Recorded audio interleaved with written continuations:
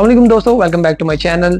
तो अभी आपने एक ये गोरा भाई को देखा है जो कि आपको ड्रम्स बजा के दिखा रहा है। मैं आपको बता दूं दोस्तों, ये प्रॉपर ड्रम्स नहीं है। उसने घर की कुछ चीजों को उठाया है, जैसे कि बाल्टी हो गया। ड्रम्स घर की चीजों से बना लिए और वो बना के एंटरटेन कर रहा है लोगों को। अब आपको पता है ड्रमर का पूरा सिस्टम कितना एक्सपेंसिव होता है, वो शायद हर कोई नहीं अफोर्ड कर सकता, या माइट भी पॉसिबल वो अफोर्ड कर भी सकता हो। ये परफॉर्मेंस वो कहीं आम छोटी मोटी जगह पे बैठ के नहीं दे रहा है। ये दुबई में एक वेल नॉन मेट्रो स्टेशन है, बुर्जमान मेट्रो स्टेशन, उसमें ये बैठ के दे रहा है। और ये दुबई मेट्रो म्यूजिक फेस्टिवल है जो कि आरटीए और एक और गवर्नमेंट कंपनी है जिसकी कोलैबोरेशन से ये शो हो रहा है। और इस फेस्टिवल में डिफरेंट टैलेंटेड लोग जो कि डिफरेंट म्यूजिकल इंस्ट्रूमेंट बजा सकते हैं, जैसे कि फ्लूट, सैक्सोफोन, वायलिन वगैरह है, वो पार्टिसिपेट कर रहे हैं। और अगर दुबई करवा रहा है तो जाहिर सी बात है इनको पे भी किया जा रहा होगा। और अगर नहीं भी पे किया जा रहा तो उनके लिए एक प्लेटफॉर्म उनको मिल गया जहाँ पे वो अपना टैलेंट शो कर सकते हैं। अब आ जाते हैं हम अपने मुल्क की तरफ। यही टैलेंट अगर हमारे मुल्क में हो तो दोस्तों आप सोचें एक दफा कि उसका क्या हाल किया जाएगा। सबसे पहले तो उसके दोस्तों ने उसको जीने नहीं देना कि तू क्या घर के बर्तन उठा के ले आया, तेरी अम्मी खाना किसमें बना रही है, जल्दी बर्तन कर ले जा, तेरी अम्मी खाना बनाने के लिए बैठी हुई है। इस तरह की बातें करके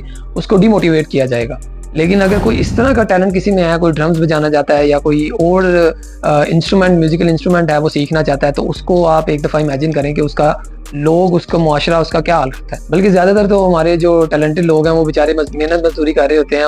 उनमें कोई टैलेंट है भी तो वो हालातों की वजह से उसका टैलेंट बिल्कुल ही खत्म हो जाता है। और अगर कोई एक्स्ट्रा ऑर्डिनरी किसी में टैलेंट निकला है, उसको पकड़ के जेल में डाल दिया जाता है, या उसको प्लेटफॉर्म ही नहीं मिलता, उसके पास पैसे नहीं होते अपने टैलेंट को प्रमोट करने के लिए। अब जैसे कि आप अरशद नदीम को ही देख लें, जब वो एक ब्रांड बन के जीत के आया तब उसको लोगों ने जानना शुरू किया या गवर्नमेंट ने उसको सपोर्ट किया। लेकिन उस टाइम से पहले उसमें जो टैलेंट था वो किसी ने भी नहीं उसको सपोर्ट किया था। ये किसी ने नहीं उसको सपोर्ट किया होगा सिवाय एक दो कंपनीज के, वो भी तब जब वो एक पेरिस में जीत के आया था। और अब जब वो जीत के आ गया अपनी मेहनत से, अपने बलबूते पे वो बन के कुछ आ गया, तो सारे लोगों ने उसको अबू बना लिया। सारे लोगों ने उसको कह दिया जी हमारा अरशद नदीम, कोई सियासी पार्टी कह रही है जी वो हमने बीज बोया। और जब वो कुछ नहीं था, जब उसको जेन्युइन लोगों की सपोर्ट की जरूरत थी, गवर्नमेंट की सपोर्ट की जरूरत थी, तब उसको किसी ने सपोर्ट नहीं किया। ऐसा मेरे ख्याल से बिल्कुल भी नहीं होना चाहिए। जब एक टैलेंट ब्रांड बन के आ जाता है तब हम उसको एक्सेप्ट करते हैं कि जी हाँ जी ये अब हमारा टैलेंट है। अब एक शाहजेब लड़का है, वो कितना अच्छा फाइटर है, उसने कितनी फाइट्स जीती हैं पाकिस्तान के लिए, अभी वो जीत के आया है, लेकिन उसको कोई सपोर्टिंग कर रहा है। उसको कोई न्यूज़ चैनल, एक आधा न्यूज़ चैनल है जिसपे उसको दिखाया होगा, हालांकि उसने पाकिस्तान आने से पहले अनाउंसमेंट भी की थी कि मैं पाकिस्तान आ रहा हूँ, लेकिन क्या, कुछ भी नहीं। अब अनटिल अनलेस वो कोई बड़ी अचीवमेंट करके नहीं वापस आता, उसको पाकिस्तान एक्सेप्ट ही नहीं करना।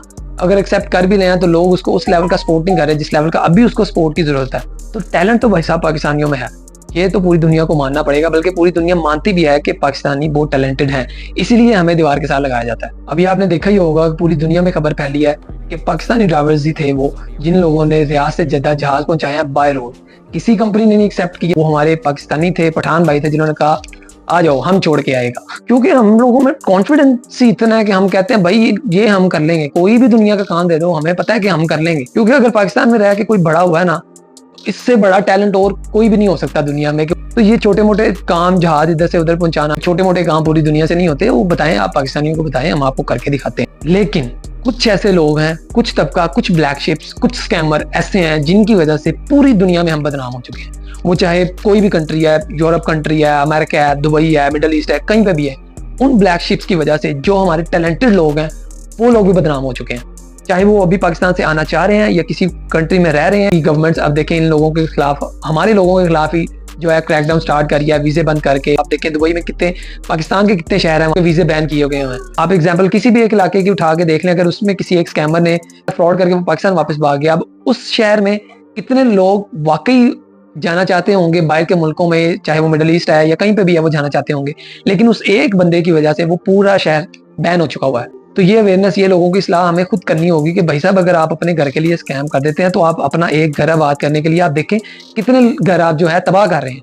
अपना जो आप स्कैम में इतना दिमाग लगाते हो, इतनी कैलकुलेशन, मैथमेटिक्स सीधी पदरी करके आप लोग जो है स्कैम करते हो, वही आप अपना दिमाग किसी अच्छी जगह लगा लो और अपना भी भला कर लो, अपनी आखिरत भी ठीक कर लो।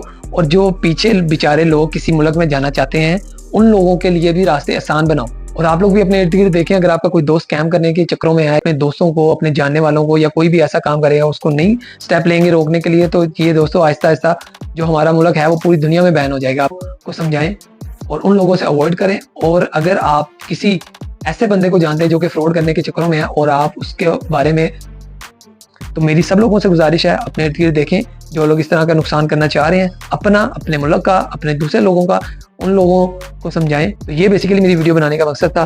Thank you so much. Video अच्छी लगे तो उसको लाइक कीजिएगा, कमेंट, शेयर सब कुछ कर दीजिएगा और चैनल को सब्सक्राइब भी कर दीजिएगा। Thank you so much. अल्लाह हाफिज़।